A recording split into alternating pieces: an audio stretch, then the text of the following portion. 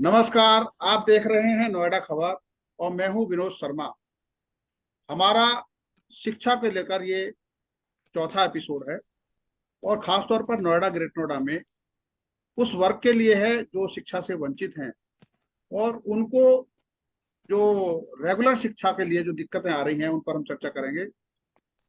आज के इस एपिसोड में हमारे साथ जो पैनल में मौजूद है हमारे मेहमान, उनमें मैं सबसे पहले नोएडा लोकमंच के महासचिव महेश सक्सेना जी का स्वागत करता हूं। आपका अभिनंदन सक्सेना जी। गौतम बुद्ध नगर विकास समिति की अध्यक्ष रश्मि पांडे जी, जो नमस्कार। बच्चों को काफी अच्छे तरीके से तराश रही हैं, उनका अभिनंदन।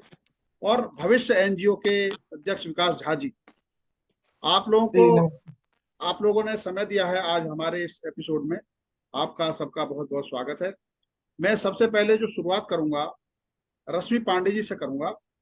रश्मि जी, आप शिक्षा के क्षेत्र में देख रहे हैं कि जो छोटे बच्चे हैं उनकी शिक्षा को लेकर कितनी मशक्कत, मतलब एक गरीब व्यक्ति को तो करनी ही पड़ती है, जो मीडियम क्लास का जो है उसको भी करनी पड़ती है।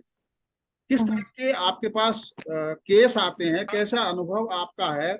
इससे पहले कि आप कुछ बोले, मैं थोड़ी सी जानकारी दे दूं कि एक गांव है सुतियाना, वहां पर मानक से कम जगह स्कूल की है और बच्चे कहीं ज्यादा हैं। जैसे एक क्लास में जो यूपी का नियम है वो 30 बच्चे से ज्यादा नहीं बैठ सकते किसी सरकारी स्कूल के उसमें, लेकिन वहाँ 70 बच्चे बैठते हैं। तो ऐसे कमरों की कमी है, टीचर नहीं है। ये सरकारी स्कूल का है। जो पब्लिक स्कूल है उनकी स्थिति यह है कि वो झांकने नहीं देते, स्कूल को देखने नहीं देते। अगर कोई अपना पेरेंट्स अपने बच्चों को दाखिला कराना जाता है तो उसको देखने नहीं देते स्कूल की बिल्डिंग कैसी है, इंफ्रास्ट्रक्चर कैसा है, सीट कितनी है। वो रजिस्ट्रेशन के नाम पे इतना पैसा ले लेते हैं, उसके बाद फिर उसमें फॉर्म भरवाते हैं, उसका अलग है, वर्दी का, किताब का, इस तरह का बहुत काफी कुछ देखना पड़ता है। तो रश्मि जी। जी देखिए, सबसे पहले चाहे वो मध्यम वर्ग का व्यक्ति हो, पहले तो मैं खुद की बात करती हूँ, एज एन पेरेंट बात करती हूँ। जी अगर जी। मैं एक पेरेंट, एज एन पेरेंट मैं किसी स्कूल में एडमिशन कराने जाऊं, तो मेरे लिए सबसे एक कुछ कुछ कुछ मानदंड होंगे जिसके ऊपर मैं स्कूल में बच्चे का एडमिशन कराने जाऊंगी। पहली बात कि वो स्कूल कैसा है, बच्चों में पर टीचर कितने, एक टीचर पर कितने बच्चे आ रहे हैं, स्कूल का बाकी इन्वायरमेंट कैसा है, क्या बच्चों के स्कूल में प्ले ग्राउंड है या बच्चों के लिए एक्स्ट्रा करिकुलर एक्टिविटीज जो होती हैं वो कितनी हो रही हैं। ओवरऑल अगर मैं देखूं तो मैं पूरा कोशिश करूंगी कि बच्चे का संपूर्ण और सर्वांगीण विकास होगा कि नहीं होगा हमारे स्कूल में। क्योंकि एक ऐसा टाइम है स्कूल के अंदर, अगर हमारा बच्चा जाता है तो कम से कम 8 घंटे से के आसपास हमारा बच्चा टाइम वहां स्पेंड करता है। और उसमें सिर्फ एजुकेशन के साथ, सिर्फ एजुकेशन ही नहीं, साथ ही साथ पैरेलली मेन बहुत सारी और चीजें भी सीख के आता है। लाइक कैसे परिवेश में जा रहा है, बच्चों की संगत कैसी है। तो एज एन पेरेंट हर कोई ये व्यक्ति बॉदर करता होगा कि हाँ, भेजने से पहले जरूर चेक करें। दूसरी चीज है हमारी स्कूल की फीस क्या होगी, ठीक है। जो हमारे लिए, हालांकि मैं सेकेंडरी इसलिए रख रही हूँ, लेकिन क्योंकि प्राइम हम पहले ये देखते हैं कि हम क्या इन्वायरमेंट दे पाएंगे बच्चों को। दूसरी चीज आती है बजट का इशू आता है, जो कि सबसे बड़ा इशू है। क्योंकि जो स्कूल्स में अगर इतनी ज्यादा कहते हैं ना कि फीस की डिमांड करते हैं, जो एक मध्यम वर्ग के लिए पे करना शायद मुश्किल हो जाता है। और शायद मुझे लगता है जो गरीब परिवार के लोग हैं वो शायद शायद उनके लिए कहीं ना कहीं सपना रह जाए, बन के रह जाए। क्योंकि मैं ईवीएस क्लास के साथ भी काम कर रही हूँ। मेरे पास इस समय करीबन 100 बच्चे हैं जिनके हम लोग एजुकेशन पे, उनके डेवलपमेंट पे चीजें हम स्पेंड करते हैं, टाइम वाइज भी, मनी वाइज भी, बच्चों के एडमिशन्स कराने। तो कहीं ना कहीं जो फेस करते हैं कि मान लीजिए मैं गवर्नमेंट स्कूल में किसी अपने बच्चे का एडमिशन कराने जाती हूँ, मैं अपना बच्चा इसलिए कह रही हूँ क्योंकि मेरे लिए डिफरेंस नहीं है, मेरा बच्चा या अ, जिन बच्चों की हम केयर कर रहे हैं, डिफरेंस नहीं ज्यादा करना चाहती हूँ। हाँ, उनके पेरेंट्स के साथ है, शायद वो इस काबिल नहीं है, या उनके अंदर रिसोर्सेज इतने कम है, वो नहीं कर पाते हैं, तो हम उनको उसी लिमिटेड रिसोर्स में और जो हमारी तरफ से बन पड़ता है हम करके बच्चों को एडमिशन दिलवाते हैं। तो जब हम स्कूल्स में जाते हैं, कई बार प्राइवेट स्कूल्स में भी गए, तो वहां पर की ईवीएस कैटेगरी है, बिलो पॉवर्टी लाइन के जो अंडर जो बच्चे आ रहे हैं, आप उनका एडमिशन कराइए, तो वहां पर हमें पापड़ बेलने पड़ जाते हैं। रीजन क्या है पापड़ बेलने के पीछे? क्योंकि जो ईवीएस या ये बिलो पॉवर्टी वालों की जो जो कोटा होता है ना, उसमें कहीं ना कहीं स्कूल अपने ही कैंडिडेट्स को वहां पे रिफिल कर देता है। आप जो है भागते रह जाइए, दौड़ते रह जाइए, आपको उस तरीके की चीजें नहीं मिल पाएंगी। दूसरी चीज, सरकारी स्कूल साहब में आप एडमिशन कराइए, सरकारी स्कूल में टीचर्स जो पढ़ा रहे हैं वो मतलब आप समझ नहीं सकते, क्योंकि मैं स्कूल्स में जाती रहती हूँ, एज एन गार्जियन बन के अपने बच्चों के साथ जाती हूँ। वहां पर बच्चों पढ़ाई बहुत अच्छी नहीं होती है, अप टू द मार्क नहीं है पढ़ाई। और वहां पर शिक्षा का स्तर जब तक गवर्नमेंट नहीं सुधार लेती, तब तक आप ये नहीं कह सकते कि हाँ हमारे देश में एजुकेशन एक माइलस्टोन बनना चाहिए। आज की डेट में एजुकेशन बिजनेस बन चुका है, और जब तक ये बिजनेस मॉडल खत्म नहीं होगा विनोद जी, तब तक हमारे समाज और हमारे देश का विकास ना बहुत ही मुश्किल है। चाहे आप मैं मेडिकल फील्ड को भी इंक्लूड कर रही हूँ। बाहर के देश, बाहर की जगह पे क्यों प्रोग्रेस इतनी ज्यादा है? क्यों? क्योंकि वहां पे शिक्षा फ्री है, वहां पे मेडिकल फ्री है। राइट? अगर मैं गलत बोल रही हूँ मुझे बताइएगा। तो वहां पर बच्चे, पेरेंट्स भी बेफिक्र है ना कि उनको बच्चों की एजुकेशन के लिए ज्यादा एफर्ट्स नहीं मारने पड़ेंगे, क्योंकि गवर्नमेंट जो टैक्स ले रही है उसके बदले में उन्हें फ्री शिक्षा तो दे रही है। यहाँ आज की डेट में हम इतना इतना टैक्स पे करते हैं, हम सैलरीड पर्सन, और इतने 30% के स्लैब में हम जा रहे हैं, और इतना टैक्स देने के बाद भी, चाहे रोड सड़कों का निर्माण देख लीजिए, चाहे आप एजुकेशन, बच्चों की एजुकेशन के मामले को देख लीजिए, आप गवर्नमेंट स्कूल का स्तर तक नहीं सुधर रहा है। हम्म। आप कैसे भेजोगे अपने बच्चों को ऐसी जगहों पे? तो वो हमेशा वो लूप होल्स हमेशा रहते हैं। तो हम स्कूल्स में भेजते जरूर है, क्योंकि वहां से बच्चों को क्लास 1 5th 4th में प्रमोट तो कर दिया जाता है, लेकिन पढ़ाते हम ही लोग हैं। उन बच्चों की डेवलपमेंट, जैसे मैं बता रही हूँ, हमारी रेगुलर क्लासेस चलती हैं, मंडे टू सैटरडे हम क्लास लेते हैं, और उसमें हमारे साथ टीचर्स हैं, इंक्लूडेड हैं। वो बच्चे स्कूल से होने के बाद हम सारा उनका कोर्स हम पढ़ाते हैं, सो दैट वो एक लेवल पर आ सके। जो प्राइवेट में चीजें उपलब्ध हो सकती हैं वो हम उनको, आप ट्यूशंस कह सकते हो कि हाँ ट्यूशन के फॉर्मेट में, वो विदाउट चार्जेस फीस हैं, tuition is not paid one, लेकिन हाँ उनको एक्स्ट्रा क्लासेस दे रहे हैं, उनकी ब्रिज क्लासेस करवा रहे हैं। तो मेजर हमें ये चीज करने की जरूरत क्यों पड़ रही है विनोद जी? बिकॉज हमारे पास सुविधाओं की कमी है। हम इतना करने के बाद भी, हम गवर्नमेंट से कुछ देने के बाद भी, हम उनसे वो चीजें नहीं ले पा रहे हैं जो हमें चाहिए। जो हमारे नौनिहाल हैं, हमारे छोटे छोटे बच्चे हैं, वो आगे भविष्य में मतलब एक स्किल सेट भी नहीं बच्चों का डेवलप हो रहा है। बच्चों को स्कूल में क्यों जा रहे हैं, पढ़ के आ रहे हैं, खेल रहे हैं, कूद रहे हैं, क्लासरूम में भी नहीं बैठते हैं, फर्क नहीं पड़ता। इस तरीके का तो एटमॉस्फेयर डेवलप्ड हो रखा है। आप एजुकेशन के लिए सीरियस ही नहीं हो, आप चाहते ही नहीं हो कि आपके देश का निर्माण हो। अगर कोई भी गवर्नमेंट इतनी सीरियस होती, मैं किसी एक गवर्नमेंट का नाम नहीं लूंगी, लेकिन ये सच्चाई है, और ये कड़वी सच्चाई है जिसको एक्सेप्ट करना पड़ेगा कि बच्चे हमारे अभी भी वंचित हैं। और वंचित वर्ग तब तक वंचित रहेगा जब तक आप उसको एजुकेशन अच्छी नहीं दोगे, आप अपना एजुकेशन का स्टैंडर्ड नहीं ठीक करोगे। आप नहीं कर पाते हो तो आप अडॉप्ट करने के लिए बोल दीजिए ना। संस्थान संस्थान इतने सारे सामाजिक संस्थान हैं नोएडा में, मेरे ख्याल से विश्व का रिकॉर्ड होगा कि गौतम बुद्ध नगर में इतनी संस्थाएं हैं। अगर एक एक संस्था भी एक एक स्कूल को अडॉप्ट कर लेगा ना, तो बिल्कुल काया पलट करके रख देगा। बिल्कुल सही कहा। वैसी अपॉर्चुनिटीज भी नहीं मिल रही हैं। हाँ, आज हमारे पास एक से एक आईटी प्रोफेशनल्स हैं, हमारे पास साइंटिस्ट हैं, हमारे पास प्रोफेसर्स हैं, लेकिन हमें वो अपॉर्चुनिटी नहीं मिलती है कि हम बच्चों का वहां पर जाकर के एक स्कूल को अडॉप्ट करके हम अगर एक मॉडल बना दें, रोल मॉडल बना दें, तो मुझे लगता है कि सैकड़ों जो है निजी से समाज सेवी संस्थाएं आके खड़ी हो जाएंगी। हमें भी ऐसा ही मॉडल सेट करना है अपने क्षेत्र में, हमें भी अपने बगल वाले स्कूल में यही चीज लेके आनी है। ये एक बदलाव लाना बहुत जरूरी है एजुकेशन के मामले में। आज क्यों मिडिल क्लास जा रहा है प्राइवेट स्कूल्स में? अगर हमारे सरकारी स्कूल का स्तर अच्छा होता, तो मुझे तो नहीं जरूरत पड़ती कि मैं आज से पहले की, मैं तो सरकारी स्कूल की पढ़ी हुई हूँ, गवर्नमेंट स्कूल की पढ़ी हुई हूँ, लेकिन आज हम अपने-अपने क्षेत्र में अच्छा काम कर रहे हैं, क्योंकि उस समय एजुकेशन का लेवल अच्छा था, टीचर्स अच्छा पढ़ा रहे थे और हम जो एजुकेशन जो उनसे नॉलेज ग्रैब कर रहे थे, वो हम इम्प्लीमेंट कर रहे थे। तो ये ट्यूशन, शो ऑफ इन सब चीज़ों का बिल्कुल कुछ था नहीं विनोद जी, ठीक है? बिल्कुल। हम स्कूल आप अपना ही अपनी अब शेयर कर सकते हैं हाँ, कि कितना हम लोग सीरियस होते थे कि पढ़ होमवर्क नहीं तो छड़ी पड़ जाती थी बिल्कुल, और बिल्कुल। डर के मारे कंप्लीट करके जाते थे कि नहीं टीचर ने बोला, लेकिन आज बिज़नेस बन गया है। आज कमाई का ज़रिया बन गया है, तो आप एक तरफ एक चीज़ को ग्रो कर रहे हो, प्राइवेट तो खूब ग्रो हो रहा है, लेकिन उसी समय डाउनग्रेड भी करते जा रहे हो सरकारी स्कूल की शिक्षा को, बिल्कुल। तो ये बदलाव बहुत ज़रूरी है। देखिए नोएडा की एक क्योंकि अब महेश जी से मैं बात करूंगा, सबसे बड़ी बात यह है कि हम दिल्ली में और नोएडा, जो दिल्ली का एकदम नोएडा से सटा हुआ इलाका है, उसकी मैं तुलना कर रहा हूँ कि न्यू अशोक नगर से और घड़ोली, यहाँ 4 किलोमीटर का दायरा है और इस दायरे में 6 सीनियर सेकेंडरी स्कूल है, जिसमें सुबह की सिर्फ लड़कियों की है, शाम की सिर्फ लड़कों की है। तो 12 तरीके, एक तरीके से 12 स्कूल है वहाँ पे। और वहीं हुँ, अगर हम नोएडा में देखें तो एक गर्ल्स इंटर कॉलेज है, एक लड़कों का इंटर कॉलेज है बॉयज का, और वो भी एक एक शिफ्ट के हैं। बाकी एडिड स्कूलों से काम चलता है। जितने प्राइमरी स्कूल यहाँ चल रहे हैं, जब वो बच्चे 5वीं पास करके 6ठी में जाते हैं, तो क्या उनको स्कूलों में जूनियर हाई स्कूल के हिसाब से दाखिला मिल पाता है? नंबर एक। नंबर दो, 8वीं के बाद 9th में उनको दाखिला मिल पाता है?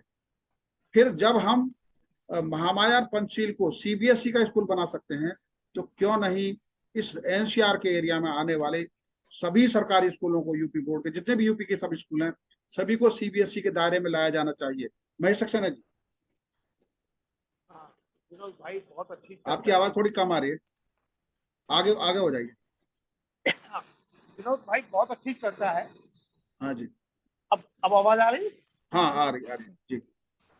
अभी आज ही मैं हाँ, इंटरनेशनल एडल्ट एजुकेशन सेंटर में आवाज गया था आपकी दिल्ली। डिस्टर्ब कैसे है? आपका जो, या तो माइक सही नहीं लगा है, या थोड़ा और आगे हो जाइए, कोई दिक्कत नहीं है।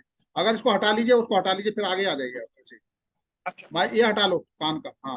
हाँ, अब अब आगे आ जाइए, वो निकाल लीजिए पिन, भाई आज ही हम माइक का वो निकाल लीजिए आपका, शायद वो अभी बंद है। हेलो, वो निकाल लीजिए ना मेरा पिन, आवाज माइक वाला। आवाज नहीं आ रही है। ये जो हाँ लगा होगा ना, हाँ, या तो हाँ, अब बोलिए, बोलिए, कोई दिक्कत आज ही हाँ आज ही हम जी। इंटरनेशनल एडल्ट एजुकेशन सेंटर पे गए थे।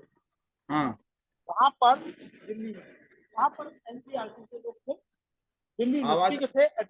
हाँ, मैं ठीक करूँ आवाज? आवाज अभी डिस्टरबेंस है आपकी। एक सेकंड, मुझे बुलाना पड़ेगा। 1 मिनट। इससे पहले विकास जी, जब तक सक्सेना जी आएंगे, आपसे हम बात करना चाहेंगे कि आप जी अपने जी जो बच्चे आप पढ़ा भी रहे हैं और आप अपना अनुभव देख रहे होंगे नोएडा में, मैंने कुछ जो जानकारियां दी हैं, उसके हिसाब से क्या सोचते हैं कि शिक्षा के मामले में हम जितना हाईटेक सिटी है यूपी का, आप इसको विंडो कह सकते हैं, हम कितने प्रोग्रेस कर रहे हैं नोएडा में, खासतौर पर जी। पहले। सबसे पहले तो नमस्कार, रश्मि मैम को नमस्कार, महेश जी को नमस्कार और विनोद सर, आपने मतलब मैं आप सबसे बहुत छोटा हूँ और आपने मौका दिया है यहाँ पे कि बोलने के लिए शिक्षा के ऊपर। देखिए सबसे पहले ना जड़ में आते हैं। सबसे पहले आप अगर आज हमारे हम मैं युवा हूँ, 30-31 साल का हूँ, ठीक है। तो आज आप पूछेंगे ना, आप अपने समय की बात बता रहे थे रश्मि मैम भी और आप भी, कोई हम्म। शिक्षक नहीं बनना चाहता है। जो अच्छे क्लास के लोग हैं पढ़ने में, जैसे क्लास में 30 बच्चे हैं अभी, जैसे किसी कॉलेज में आईआईटी में ले लो आप, 30 हम्म। बच्चे हैं, उनमें से आप एक भी पूछेंगे ना कि आप शिक्षक बनना चाहते हो, कोई नहीं शिक्षक बनना चाह रहा है। हम्म। शिक्षक बन गया है मजबूरी का नाम। हम्म। और वही क्लास आपका पढ़ाने भी आ रहा है सरकारी स्कूल में, वही एग्जाम भी क्लियर कर रहे हैं, ठीक है। और वहां से गवर्नमेंट की ये प्रॉब्लम है कि हम्म। भर्तियां नहीं निकल रही हैं ढंग से। जो हम्म। शिक्षक, जैसे मैं कई स्कूल गिना दूंगा नोएडा के, परथला हो गया, हम्म। ममूरा हो गया, हम्म। छिजारसी में स्कूल है, मैं सब में जाता हूँ। मात्र 5 से 6 शिक्षक हैं, उसमें से 2 तो हमेशा मीटिंग में रहते हैं, पता नहीं कहाँ जाते हैं, वो पढ़ाते नहीं है वो लोग। हम्म। वो हमेशा मीटिंग में रहते हैं, आप जाओगे पूछने। क्योंकि हम्म। उसका एक प्रॉब्लम ये है उसका, कि गरीब आदमी पूछ नहीं सकता, उनसे सवाल नहीं पूछ सकता, वो जाता नहीं, वो तो दिहाड़ी मजदूर है, वो तो वहां गया। हम्म। और वो उनसे सवाल नहीं कर सकता। प्राइवेट स्कूल में आप प्राइवेट स्कूल को भी छोड़ दो, आप मत जाओ अपने बच्चों को 1 साल ऐसे छोड़ दो, मत पूछो प्राइवेट स्कूल से क्या हो रहा है। तो ये तो मतलब मेरे हिसाब से ये अकाउंटेबल नहीं है, वो टीचर किसी के लिए अकाउंटेबल नहीं है। कभी बीएसए का दौरा हो गया या जो ब्लॉक के ऑफिसर है उसका दौरा हो गया तो ठीक है, सब उस दिन ठीक होता है, बाकी तो सब। अभी आपने देखा होगा छिजारसी के स्कूल में जब ये बरसात का मौसम था तो सीएसआर का फंड आया था, वहां पे काफी कुछ हम लोगों ने भी बोला कि हम हेल्प करेंगे। वहां बच्चे बरसात में बैठे हुए हैं पढ़ने के लिए।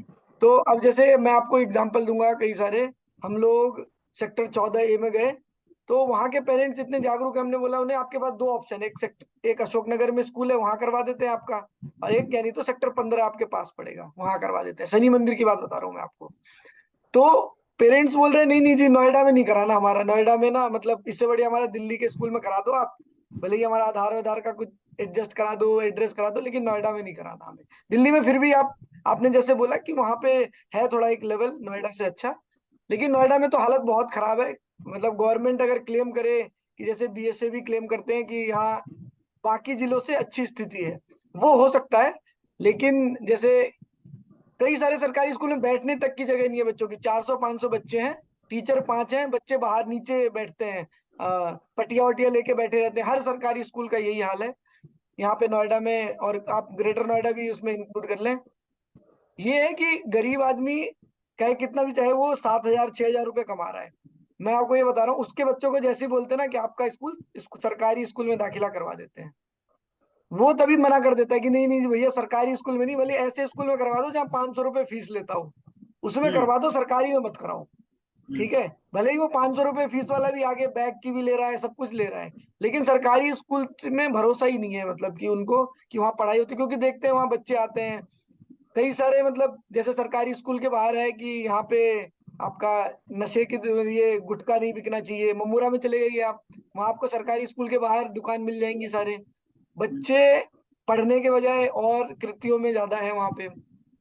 एक अभी मिनिस्ट्री में जुलाई, ये इससे पहले वाले पार्लियामेंट सेशन में एक डेटा आया था गवर्नमेंट का कि 9 लाख ऐसे बच्चे हैं, जो कि बहुत कम है डेटा, ठीक है, कि वो स्कूल नहीं जाते हमारे देश के पूरे 9 लाख में। उसमें उत्तर प्रदेश नंबर 1 है, जिसमें 4 लाख बच्चे ऐसे हैं हमारे स्टेट में, यूपी में, जो बच्चे स्कूल जाते ही नहीं है। गवर्नमेंट ऐसा क्लेम कर रही है कि वो बच्चे स्कूल नहीं जाते हैं, उनका कहीं रिकॉर्ड में है ही नहीं, वो स्कूल है बच्चे, बट वो किसी भी स्कूल में नहीं जाते, जो कि बहुत कम डेटा है। अब आप लगा लो विनोद सर, 4 लाख बच्चे अभी 1 साल में ऐसे निकल रहे हैं हर साल, जो कि स्कूल ही नहीं जा रहे हैं। तो आप सोचो कहाँ जा रहे हैं हम लोग।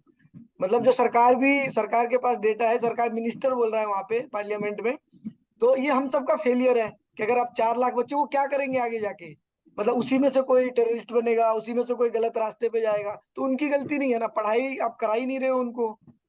तो गौतम बुद्ध नगर भी ऐसे ही है, मतलब यहाँ की जैसे आबादी है, यहाँ पे सब लोग बहुत मुद्दे उठाते हैं, ठीक है, सामाजिक संगठन भी बहुत मुद्दे उठाते हैं, लेकिन मैं देखता हूँ कि जैसे हमारे विधायक जी ने भी कई बार बोला है कि और भी इंटर कॉलेज बनाएंगे, पता नहीं कब बनाएंगे वो, ठीक है। यहाँ कोई बच्चा, जैसे हमारे एनजीओ में कई सारे ऐसे बच्चे हैं जो 10वीं पास कर लेते हैं, ठीक है, लड़कियां हैं, मैं आपको बताऊंगा, वो रहती हैं सोरखा में, ठीक है, अब उनको साइंस पढ़ना है, ठीक है ही नहीं यहाँ पे, उनको भंगेल जाना पड़ता है, यहाँ से सोरखा से भंगेल। अब आप लगा लो साइकिल से बेचारी 1 घंटा लगा के वहां भंगेल जाती है, ठीक है। ऐसे कई एग्जाम्पल है, मतलब जो हायर एजुकेशन में भी हालत खराब है, लोअर मिडिल क्लास के भी बच्चे हैं, इतने कंस्ट्रक्शन साइट है यहाँ पे, उसके लिए कोई योजना नहीं है कि उन बच्चों को कैसे सरकारी स्कूल तक लाया जाए। सब मतलब एक और नया चीज जो ट्रेंड में आया है, अभी आप देखेंगे सोशल मीडिया में, ये आप मतलब बोल सकते हैं दिल्ली सरकार का थोड़ा है उसमें, सबको मतलब अच्छी अच्छी वीडियो बना के सारे टीचर्स को आप देखेंगे, सब टीचर एक एक, बहुत सारे ऐसे टीचर मिलेंगे यूपी गवर्नमेंट के आपको, वो लोग एक वीडियो बनाते हैं अच्छा सा, ठीक है, और वो अपलोड कर देते हैं, ठीक है, उसमें बहुत सारी लाइक आती है, इनोवेटिव। आप जब देखेंगे वो वीडियो, वो फेलियर है, वो अपना प्रमोशन कर रहे हैं वहां पे, लेकिन बच्चों का कोई भला नहीं हो रहा है, ये मैंने देखा हुआ है एकदम अपनी आंखों से। टीचर सब प्रमोशन कर रहा है कि यूनिक स्टाइल में पढ़ा रहे हैं, कोई पढ़ाई नहीं हो रही वहां पे, वो वीडियो बनता है उतनी देर के लिए। अगर ऐसा ही होता है तो आप सरकारी स्कूल में देखेंगे कि मतलब उसकी हालत बहुत खराब है। मतलब मैंने जितने सरकारी स्कूल देखे, वहां पे सीएसआर फंड आया, कोई उसकी अकाउंटेबिलिटी नहीं है कि वो सीएसआर फंड कहाँ गया। नोएडा के मैक्सिमम स्कूल में एचसीएल ने दिया हुआ है, एक बार प्रोजेक्टर लग गया, सब कुछ हो गया, वो 2 महीने बाद खराब हो गया, ना उसे कोई ठीक कराने वाला है, ना उसे कोई देखने वाला है।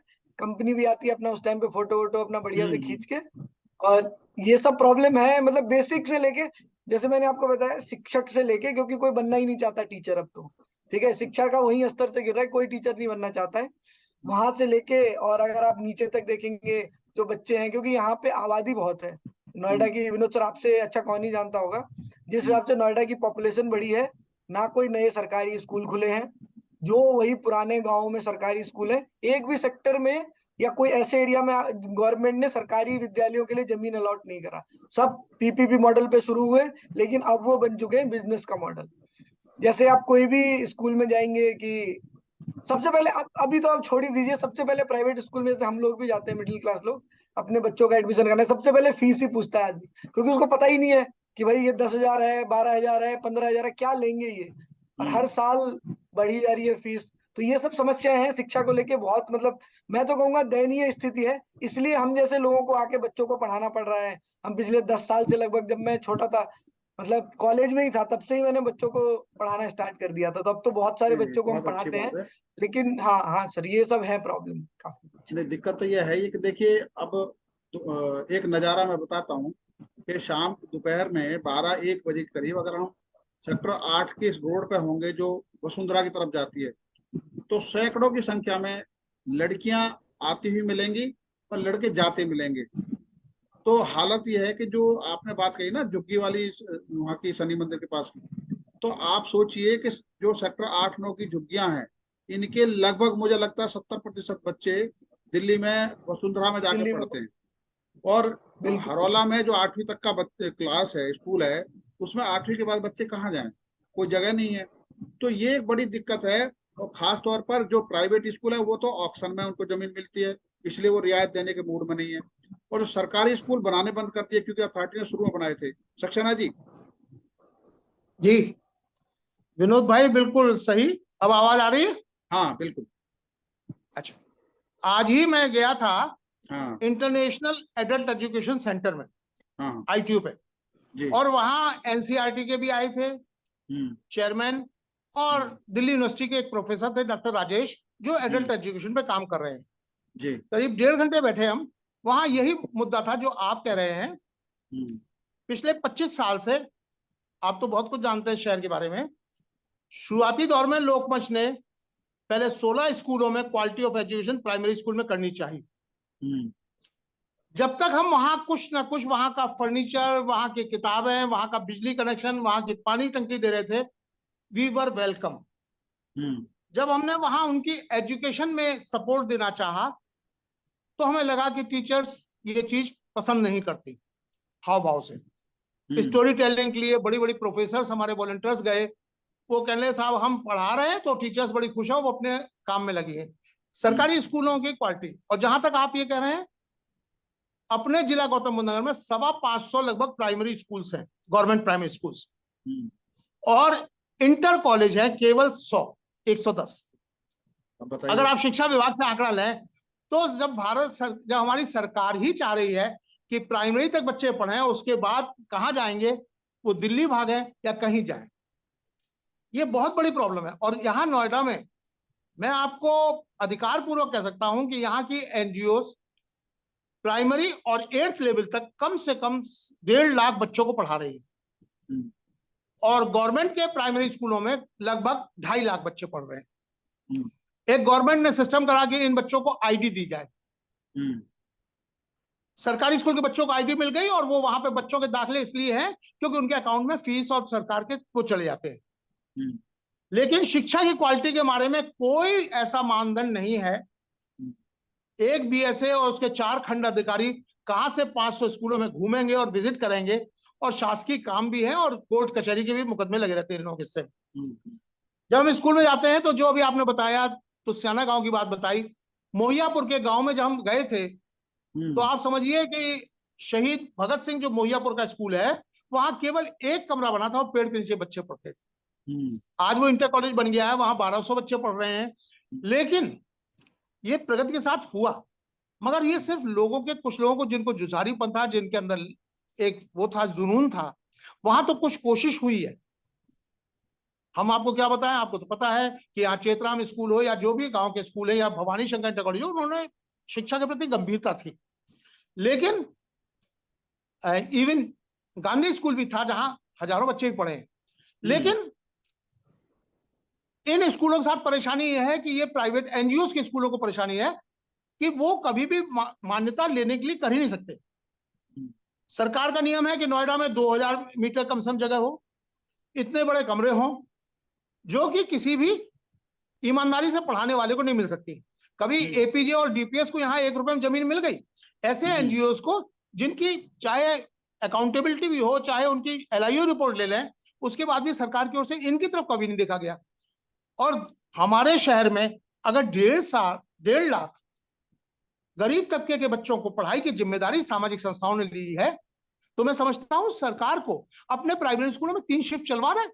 1 शिफ्ट सरकारी स्कूल चले, बाकी 2 शिफ्टें एनजीओ को दे जो प्रमाणिक है। सरकार का जो विधि विभाग है, एलआईयू विभाग है, और उनकी ऑडिट शीट देखें, कितनी आज महिलाएं यहाँ पे गौतम बुद्ध नगर में, मैं तो ये देख रहा हूँ कि इतनी ज्यादा अभी जोश आया है कि कोई भी लेडी जो एमए है, बीएड है, और वो जरा भी संपन्न परिवार की है, तो वो अपने पति काम कमा रहा है, तो वो कह रही मैं कुछ शौक कर लूं। आज आस-पास जगह जगह कुछ लोग कोचिंग सेंटर चला रहे हैं, लेकिन जो मूल शिक्षा है, और जो मूल शिक्षा दे भी रही है एनजीओ, सरकार के उस सरकारी स्कूल में जब चाहे तब आप फोटोग्राफी करवा लें, स्कूल की छुट्टी के बाद वहां या तो गधे घूमते हैं या शराबी और कबाबी घूमते हैं। बिल्कुल। हम संपत्ति किसी एक की नहीं है, ये हम सबके पैसों से बनी है, सरकारी स्कूल बने। और वहां पे अगर ये नहीं है, धीरेन्द्र पाल सिंह के टाइम में, हुकुम सिंह जी के टाइम में कुछ शिक्षा में यहाँ बहुत प्रयास हुए, हमने एक पूरा वो करवाया मोरना में, तो उन्होंने करा धीरेन्द्र पाल सिंह और हुकुम सिंह जी ने कि यहाँ मिडिल स्कूल एकदम बने। कम से कम हमारे नोएडा में 12 स्कूल मिडिल बने 8 तक के, और साथ में उन्होंने कोशिश करी कि सरकारी स्कूल में कमरे बने और टंकियां बने। लेकिन महज किसी स्कूल के व्यवस्था को ठीक करने से नहीं होगा जब तक टीचरों में जुनून नहीं हो। एक शिक्षा मित्र को 1/4 तनख्वाह मिले और एक टीचर को जो इनका वो है सरकारी, उसको 60,000 रुपए मिले, तो आप कैसे अपेक्षा करेंगे? या तो फिर वो 2M दर्जे की शिक्षा होगी शिक्षा मित्र की, तो हम बच्चों के साथ क्यों खिलवाड़ कर रहे हैं जिंदगी में? बिल्कुल बिल्कुल, आपने बहुत गंभीर बात कही कि जो बच्चों के साथ जो खिलवाड़ हो रहा है, अब वो हम आगे जाके ये भी देख रहे हैं कि 12वीं के बाद दिल्ली यूनिवर्सिटी में कॉमन एंट्रेंस सिस्टम शुरू हो गया, जबकि हमारी शिक्षा तो समान है नहीं, लेकिन वहां कॉमन कर दिया गया। अगर स्टार्टिंग से कॉमन हो। बिल्कुल सर। और आप देखें ये जो महामाया और पंचशील स्कूल हैं, इनकी कैपेसिटी जितनी है वो फुल नहीं है। उनकी कैपेसिटी अगर 6000 बच्चों की है और हॉस्टल है, तो हॉस्टल में मुश्किल से, महामाया में तो शायद 1200 बच्चे भी नहीं पढ़ रहे, हॉस्टल में रह रहे हैं। हमने जो बढ़ाए हैं या तो बिल्कुल एकदम राजमहल बना दिए हैं, और प्राइवेट स्कूलों, पब्लिक स्कूल, अब तो इंटरनेशनल स्कूल आ गए हैं मार्केट में। व्यवसायीकरण इतना हो गया है, विदेशों में बाकायदे एक नियम है कि कोई भी स्कूल, प्राइवेट स्कूल और प्राइवेट हॉस्पिटल 15% से ज्यादा इनकम नहीं कमा सकता। ऑडिट होता है उनका। बिल्कुल। अगर ये ऑडिट हो, हम एनजीओ लोग बच्चों को फ्री खाना भी खिलाते हैं और ड्रेस भी देते हैं लोगों से मांग मांग के। और पब्लिक स्कूल और इंटरनेशनल स्कूल वहां बस्ते भी बेचते हैं और खाना भी कैंटीन लगाते हैं। आप देखिए, कई बार हमारे पत्रकारों ने डाला कि क्या इस पे जीएसटी कहा जा रहा है, सीए, तब इन लोगों की दुकानें वगैरह कुछ बंद हुई है, पर ना हर स्कूल अपनी ड्रेस बांट रहा है और पैसे से। निःशुल्क शिक्षा के अभियान में एक बार हमने करा था कि यहाँ के पब्लिक स्कूल एक शिफ्ट चलाए गरीब बच्चों की। 4 स्कूलों ने सिर्फ उसको शुरू किया। पीछे यहाँ जिलाधिकारी बहुत अच्छे आए हैं, तो दीपक कुमार और कई मनोज सिंह वगैरह, उन्होंने कोशिश की, सपोर्ट किया। तो सिर्फ एमटी ने, डीपीएस ने, कैम्ब्रिज स्कूल ने एक शिफ्ट चलाई बच्चों के लिए। लेकिन वो जैसा अभी रश्मि जी कह रही थी कि उनके स्टाफ के ही चपरासी और जो 4th क्लास एम्प्लॉय थे उनके ही बच्चे ज्यादा थे। अमिताशा है एमटी की, वहां 600 बच्चे पढ़ते हैं, लेकिन उसमें ज्यादातर वही जो उनसे सीधे कनेक्टेड है। बिल्कुल। आम बच्चे को आज भी नहीं है। विदेशों में नियम है कि 3 किलोमीटर की पेरिफेरी के अंदर आपको एडमिशन करने होंगे। आप जानते हैं यहाँ जब भी रोड बसेस एक्सीडेंट होता है तो पाया जाता है कोई बच्चा मयूर विहार से आ रहा है, कोई बच्चा इंदिरापुरम से आ रहा है। जहां स्कूल है उसके 3 किलोमीटर की पेरिफेरी के अंदर, जबकि इंदिरापुरम में भी डीपीएस स्कूल है और नोएडा में भी है। मगर यह है कि एडमिशन की होल्ड लगी हुई है संख्या बल पे। जो आप सही कह रहे हैं, वहां स्कूल में कोई जा नहीं सकता, और डीआईएस वगैरह की तो हिम्मत नहीं है कि वो इन पब्लिक स्कूलों में कुछ कर लें। अभी डीएम साहब ने 4 स्कूल को आरसी भेजी, तो देखिए पूरे प्रदेश में हड़ताल होने को तैयार है वो। शिक्षा विभाग एक बहुत बड़ा माफिया हो चुका है, स्वास्थ्य विभाग भी बहुत बड़ा माफिया है। बिल्कुल। अब कुछ जुनूनी लोग कोशिश कर रहे हैं, लेकिन इसके लिए सरकार या तो स्कूलों में सेकंड शिफ्ट और थर्ड शिफ्ट चलाए, जिससे कि उस भवन का सदुपयोग होगा और कंपटीशन आएगा। जब एक स्कूल वाले परफॉर्मेंस दिखलाएंगे कि मेरे स्कूल के 90% बच्चों के ये परफॉर्मेंस आई, और सरकारी स्कूल का जब रिजल्ट दिया जाएगा, तो अपने आप टीचर्स को एक कहीं नैतिक रूप से शर्म आएगी कि वेयर डू वी स्टैंड। तो ये कोशिशें बहुत है, बहुत अच्छा प्रयास है, शिक्षा में करने की बहुत कोशिश कर रही है। हम में से आज हम अपने या आज के 50 साल के भी उम्र के बच्चे से पूछते हैं, अधिकांश लोग सिर्फ प्राइमरी स्कूलों से पढ़े, सरकारी स्कूलों से। मैं स्वयं गवर्नमेंट इंटर कॉलेज का पढ़ा हूं और गोल्ड मेडल्स रहा हूं, और 6 से 8 तक और 12 तक वजीफे मिलते थे बच्चों को प्रोत्साहन के लिए। आज वजीफे नहीं है मेरिट स्कॉलरशिप के, आज मेरिट का मींस नहीं है कि भाई जो बच्चा कमजोर है उसको दिया जाए। बिल्कुल। तो बहुत सारा सिर्फ दान करने से या उससे शिक्षा का स्तर नहीं सुधर सकता।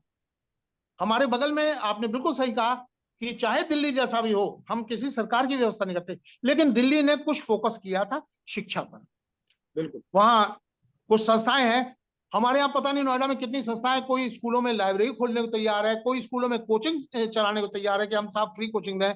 टीचर्स अगर 2 कम है तो बीएसए और डीआईओ मांगे कि साहब हमें इतने स्टाफ चाहिए, हम पब्लिक के लोग उनके यहाँ दे सकते हैं अंडर ए फिक्स करिकुलम। मगर आज की शिक्षा व्यवहारिक कम हो गई है, शिक्षा का मकसद भी हो गया पास करो और नौकरी पाओ। जबकि पहले जब हमारे बुजुर्ग लोग पढ़ाते थे, बेटा स्कूल जाओगे, पढ़ोगे, लिखोगे, नवाब बनोगे, अच्छी आदतें सीखोगे, तो तुम एक जिम्मेदार नागरिक बनोगे। आज शिक्षा का सिर्फ मूल मकसद हो गया है, हम बच्चों को देखते हैं कि वो एक बड़े ही टेंट्रम में चल रहे हैं। हम जब पहाड़ों में गए तो मैंने देखा वहां 60-60 बच्चे पहाड़ों से उतर के और एक दूसरे की उंगली पकड़ के जा रहे थे। अभाव वाली जगह पे एक आत्मिक रिलेशन है, भावनात्मक रिलेशन है, जुड़ाव है, एक दूसरे का केयरिंग एटीट्यूड है। और हमारे पब्लिक स्कूलों के बच्चे जब गाड़ी से उतरते हैं तो कोई मोबाइल देखता होता है, कोई ये बताता होता है मेरे पापा फॉरेन से मेरे लिए ये चीज लाए। बिल्कुल। तो एक बहुत ही बेसिक कैरेक्टर में कमी आ रही है। कुछ पब्लिक स्कूलों में तो पेरेंट्स ने विदेश गए और एक्सपोर्टेड साड़ी दी, इंपोर्टेड साड़ी दी मैडम को, तो उसकी एक अलग माइलेज होती थी स्कूल में कि ये बच्चा बहुत। और बच्चे आके कहते थे, हमारे बच्चे भी पब्लिक स्कूल पढ़े तो खैर जो नौकरी करे, तो कहते थे पापा वो बहुत अच्छी साड़ी लाए थे, मैडम बड़ी खुश उससे। तो ये जो एक बिहेवियर प्रॉब्लम आ रही है, हम पढ़े लिखों में ज्यादा आ रही है। पब्लिक स्कूल में टीचर्स MA BEd है, लेकिन हमारे गवर्नमेंट स्कूल्स में अब मैं देख रहा हूँ PhD टीचर्स है प्राइमरी स्कूलों में। हम गए हैं, रश्मि जी भी ने भी देखा होगा, क्वालिफिकेशन में हमारे टीचर्स में कमी नहीं है, मगर एक शिक्षा मित्र और एक टीचर में जब आप डिफरेंशिएट करेंगे तो कैसे क्या दो स्टैंडर्ड की पढ़ाई पढ़ाएंगे।